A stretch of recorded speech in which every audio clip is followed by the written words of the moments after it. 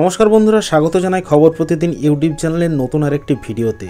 पश्चिमबंगेर उत्तरबंगेर एकटी अन्यतम लोकसभा केंद्र हलो मालदह दक्षिण लोकसभा केंद्र, जेखाने दीर्घ 15 बछर धरे कांग्रेस सरकारेर जय हये आसछे एबं दीर्घ 15 बछर धरे एखाने सांसद रयेछेन अबू हासेम खान चौधुरी। तबे आसन्न 2024 लोकसभा निर्वाचने कांग्रेस कि पारबे तादेर एई अन्यतम घाँटिटिके टिकिये राखते, नाकि अन्य बिरोधी राजनैतिक दलगुलो कांग्रेसेर एई लोकसभा केंद्रटिके छिनिये नेबे? चलुन सेटाई आजकेर भिडियोते आलोचना करे नेब कि होते पारे 2024 आसन्न लोकसभा निर्वाचनेर फलाफल एई लोकसभा केंद्रे। भिडियोटी सम्पूर्ण शेष पर्यन्त देखबेन। भिडियो भालो लागले भिडियोते एकटी लाइक करे चैनल नतून हये थाकले चैनलटिके सबस्क्राइब करे राखबेन नित्य नतून आपडेट पेते এবং আপনাদের মূল্যবান মতামত ভিডিওর কমেন্ট বক্সে জানাবেন। এই লোকসভা কেন্দ্রে কোন রাজনৈতিক দলে জয়ী হওয়ার সম্ভাবনা রয়েছে আসন্ন 2024 এর লোকসভা নির্বাচনে। তো চলুন দেখে নেওয়া যাক কেমন হতে পারে 2024 এর নির্বাচনের সম্ভাব্য ফলাফল। প্রথমেই বলি 2019 সালের নির্বাচনে এই লোকসভা কেন্দ্রে ভোটারের সংখ্যা ছিল 15,72,125 জন, যার মধ্য থেকে পুরুষ ভোটারের সংখ্যা ছিল 7,99,894 জন এবং মহিলা ভোটার ছিল 7,72,238 জন এবং গ্রামীণ জনসংখ্যা ছিল 65% মতো। পরবর্তীতে চলুন দেখে নেওয়া যাক 2019 লোকসভা নির্বাচনের ফলাফল কেমন হয়েছিল এই লোকসভা কেন্দ্রের। প্রথমেই বলে রাখি এই লোকসভা কেন্দ্রে কংগ্রেস প্রার্থী আবু হাসেম খান চৌধুরী বিজয়ী হয়েছিলেন 4,44,270টি ভোট পেয়ে, যার প্রাপ্য ভোটের পরিমাণ ছিল 34.73%।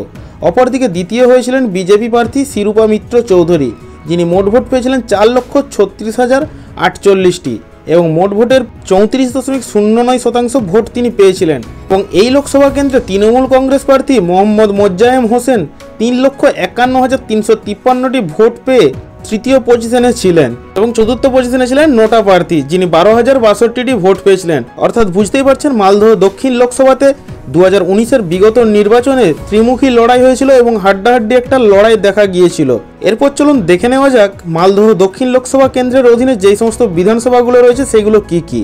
সেগুলো যথাক্রমে হলো শামসেরগঞ্জ, সুজাপুর, ফারাক্কা বিধানসভা, মানিকচক বিধানসভা, ইংলিশ বাজার বিধানসভা, মোথাবাড়ি বিধানসভা এবং সর্বশেষ বৈষ্ণবনগর বিধানসভা। অর্থাৎ এই 7টা বিধানসভা মালদহ দক্ষিণ লোকসভার অন্তর্গত। চলুন পরবর্তীতে দেখে নেওয়া যাক 2021 বিধানসভা নির্বাচনে কিরূপ ফলাফল হয়েছিল। প্রথমেই শামসেরগঞ্জ বিধানসভার নির্বাচনের ফলাফলের দিকে নজর রাখলে বিধানসভাতে তৃণমূল কংগ্রেস প্রার্থী আমিরুল ইসলাম 96,417টি ভোট পেয়ে জয়ী হন, যার প্রাপ্য ভোটের পরিমাণ ছিল মোট ভোটের 51.13%।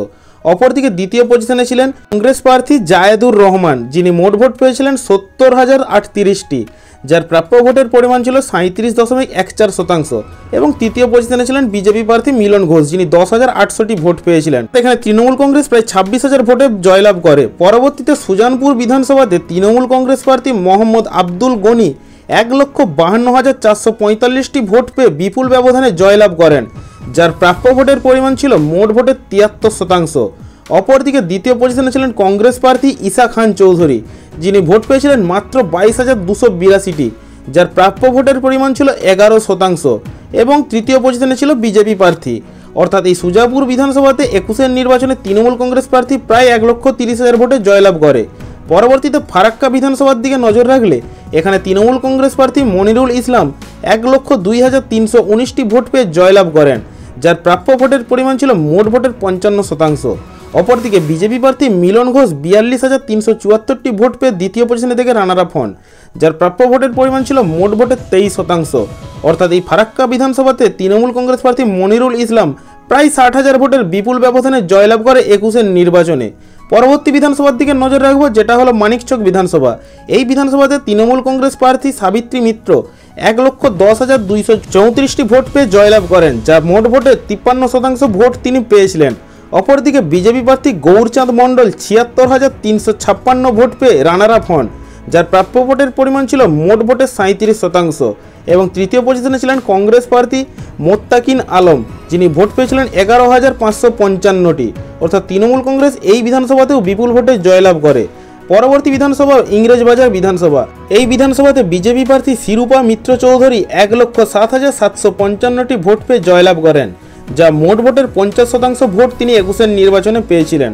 অপরদিকে তৃণমূল কংগ্রেস প্রার্থী কৃষ্ণেন্দু নারায়ণ চৌধুরী 87,656টি ভোট পেয়ে দ্বিতীয় পজিশনে থেকে রানার আপ হন, যার প্রাপ্য ভোটের পরিমাণ ছিল মোট ভোটের 41%।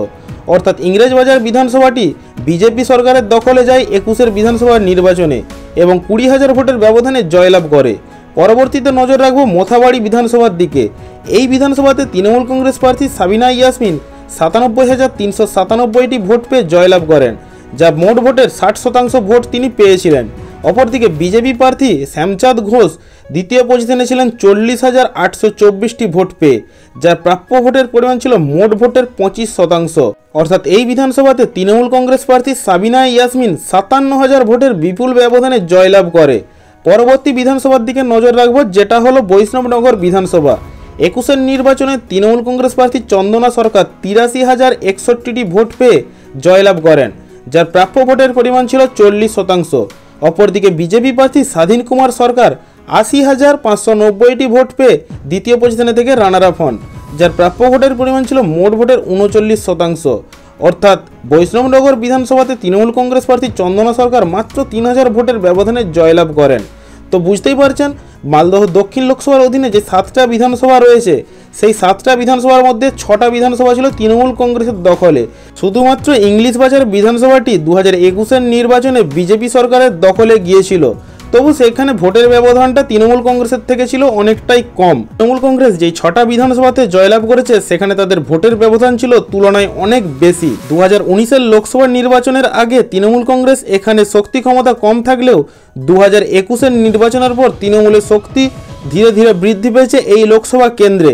তার পাশাপাশি বিজেপিও মাথাচাড়া দিয়ে উঠেছে এই লোকসভা কেন্দ্রে এবং কংগ্রেস তো রয়েছে তার পাশাপাশি।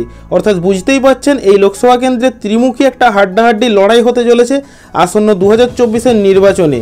তবে সমীক্ষা মতে যদি লোকসভা নির্বাচনের ফলাফলের দিকে নজর রাখা যায়, তাহলে এই লোকসভা কেন্দ্রের সম্ভাব্য ফলাফল হতে পারে তৃণমূল কংগ্রেস 40% ভোট পাওয়ার সম্ভাবনা রয়েছে, বিজেপি 30%, কংগ্রেস 25% এবং অন্যান্য দলগুলো 5% ভোট পাওয়ার সম্ভাবনা রয়েছে। তো বন্ধুরা, বিভিন্ন নিউজ চ্যানেলের রিপোর্ট এবং বিগত দিনের নির্বাচনের ফলাফল এবং সাধারণ মানুষের মতামতের উপর নির্ভর করে আশা করা যাচ্ছে এরকম ফলাফলটাই হতে পারে মালদহ দক্ষিণ লোকসভা কেন্দ্রের। তবে আপনাদের মতে কি মনে হয়, কোন দল কত ভোট পাওয়ার সম্ভাবনা রয়েছে এবং কোন রাজনৈতিক দল এই লোকসভা কেন্দ্রে জয়লাভের সম্ভাবনা রয়েছে তা কমেন্ট করে অবশ্যই জানাবেন। আজকের ভিডিওতে এটুকুই ছিল আপডেট। ভিডিও ভালো লাগলে লাইক, শেয়ার, কমেন্টের পাশাপাশি চ্যানেলটিকে সাবস্ক্রাইব করে রাখবেন। ধন্যবাদ।